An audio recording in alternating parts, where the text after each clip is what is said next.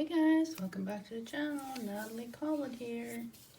Today we're working again on these cute little swatches, which are also postcards. We'll check out the first video I did somewhere. Up there, somewhere, back there, somewhere.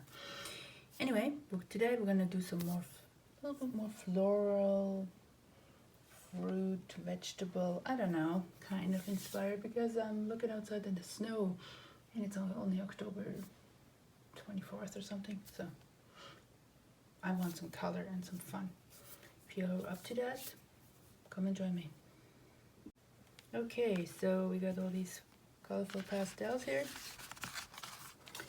I'm starting with the pink one that scares me the most because it's like, I don't know how to paint on pink. A little closer in. And have the colors over here. Most of them. I already painted some other ones. We should go check on my little, reels, and the shorts I did. I think on this channel, 1 or 2 of them. So yeah, so what are we going to do with this one? I'm thinking we're starting with some simple shapes. And we're just going from there. I'm not going to talk too much, I'm just going to do it, and at the end we're looking at it. Okay, so let's do it.